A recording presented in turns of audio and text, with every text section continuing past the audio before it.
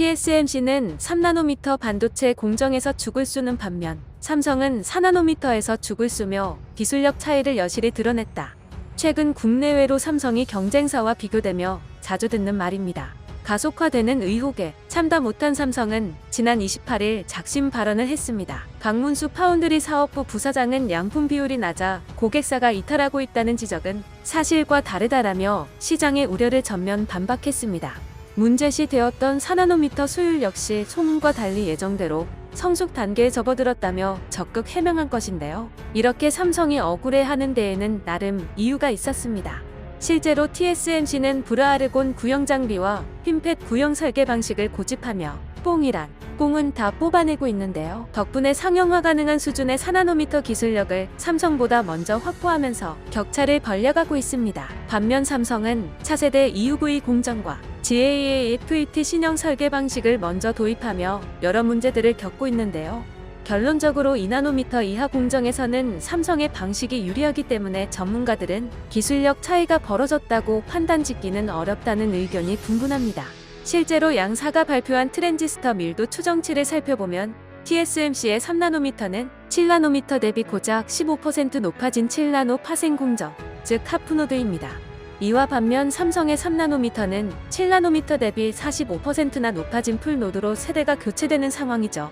이에 어찌되었든 표면상 TSMC는 전대미문의 초호황기를 만끽하고 있는 건 기정사실인데요.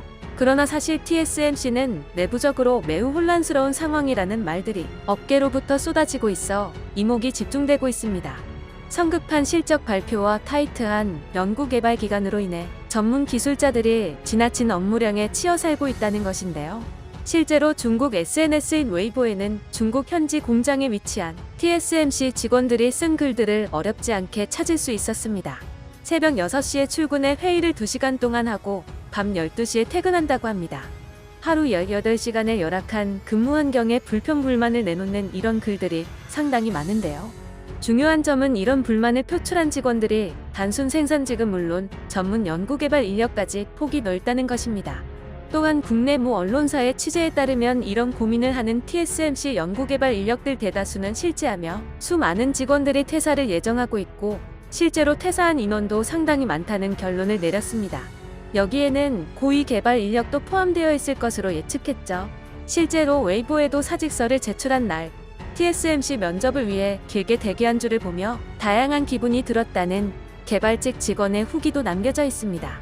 즉, 파운드리 세계 1위라는 타이틀 때문에 많은 신입 입사 지원자들이 몰리고 있으나 실제로 입사 후 수반되는 지나친 업무 강도 때문에 상당수 직원들이 퇴사를 희망하게 된다는 것입니다. TSMC가 최근 들어 직원들의 워크 앤 라이프 밸런스를 망쳐가면서까지 기술에 집착하는 데에는 분명히 이유가 있을 겁니다. 겉으로는 삼성과의 기술 격차가 아직 충분함을 과시하고 있지만 실제로는 많이 긴장했다는 뜻으로 해석할 수 있는 이유죠. 2016년부터 격차를 벌리며 1.5에서 2세대급의 트랜지스터 밀도 차이를 유지해왔으나 삼성이 불과 0.5세대 차이로 따라잡은 상황이기 때문입니다.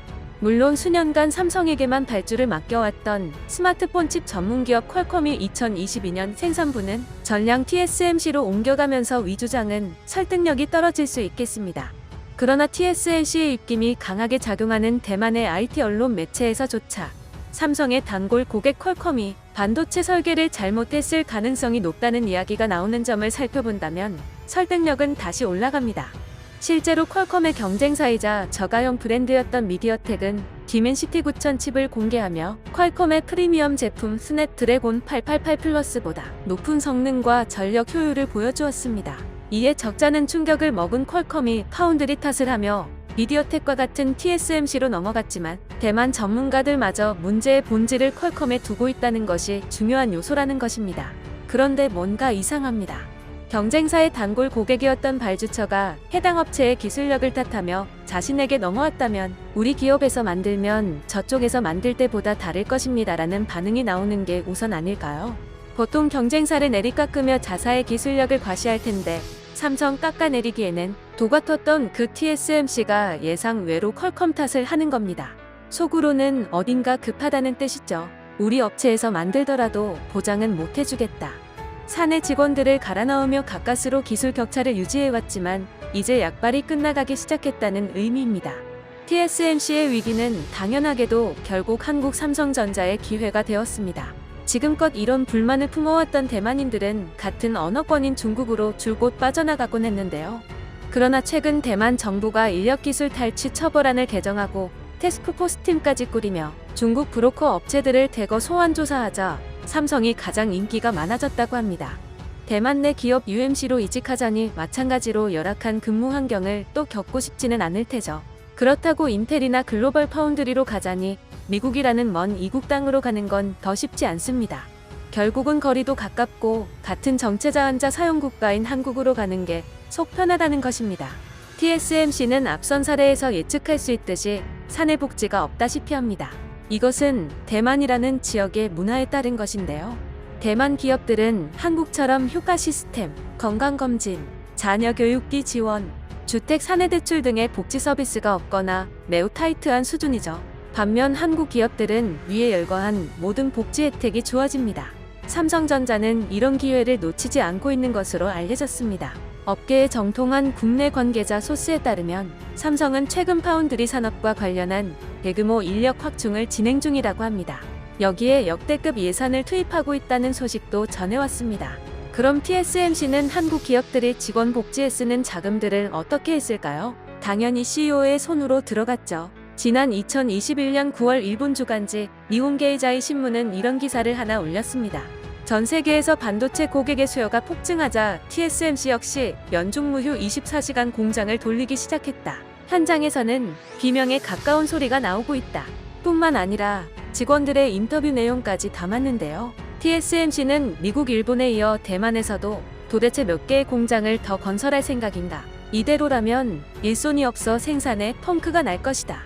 평일 주말 관계없이 밤 12시 아침 6시에도 TSMC로부터 전화가 오기 때문에 머리맡에 스마트폰을 두고 자고 있다. 귀가가 새벽 3시를 넘으므로 회사에서 숙식을 하고 있다. 그리고 마지막으로 TSMC 회장과의 인터뷰 내용 역시 언급했습니다. 세계가 대만을 오해하지 않기를 바란다. 위 정보들을 토대로 TSMC는 공장을 확충하면서도 인력 초mon에 매우 보수적인 태도를 취하고 있다는 결론이 납니다. 직원들의 불만이 높아지자 결국 한 가지 대책을 마련하긴 했습니다만 이것이 또 다른 원성을 사고 있습니다. 1987년 창립 이래 최초로 자사주 매입 보조금 지원 정책을 펼친 건데요. 직원들이 자사 주식을 매입한다면 회사가 구입액의 15%를 지원해주는 방식입니다. 그러나 이런 정책은 회사를 매우 사랑하는 사람이 아니라면 전혀 메리트가 없습니다. 일단 가장 문제시되는 것이 근무 환경인데 그런 근본적인 문제점에 대한 처우 개선에는 전혀 관심을 두고 있지 않다는 것이죠. 이 말은 즉 직원들을 기계의 부품으로 부린다는 것인데 이게 어떤 것인지 우리는 이미 간접적으로 그 수준을 경험해봤습니다. 대표적인 예시가 아이폰을 조립하는 대만 업체 폭스콘입니다. 폭스콘은 공장 건물들에 다음과 같은 그물망을 설치해 두었습니다. 왜 그런지는 여러분들도 충분히 예측할 수 있을 것입니다. 13일 연속 12시간 이상, 월 평균 100시간씩 근무하는 게 최소 기준이죠. 휴가를 쓰려고 해도 무급 휴가밖에 안 되며 폭스콘은 군대식 문화가 깊게 뿌리내리고 있습니다. 이런 소문이 무성히 퍼져가자 홍콩에 위치한 중국 언론사 사우스차이나 모닝포스트의 기자가 위장 취업을 통해 검증에 나선 일화가 있습니다. 그리고 위의 내용들은 당시 위장 취업을 통해 몸소 경험한 기자의 취재로 사실임이 밝혀졌죠.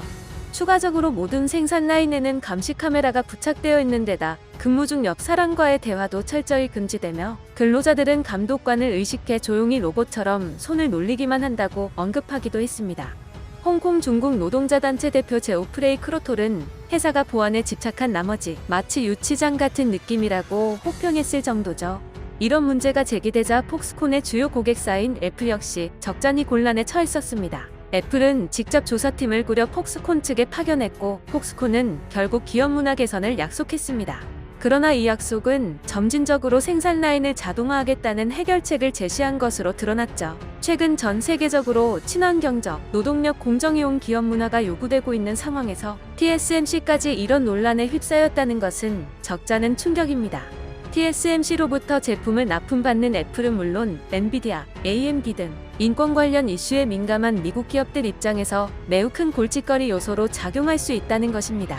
물론 기업이 노동 관련 이슈를 최소한의 금액으로 줄이는 것은 결국 공장 자동화밖에 없습니다.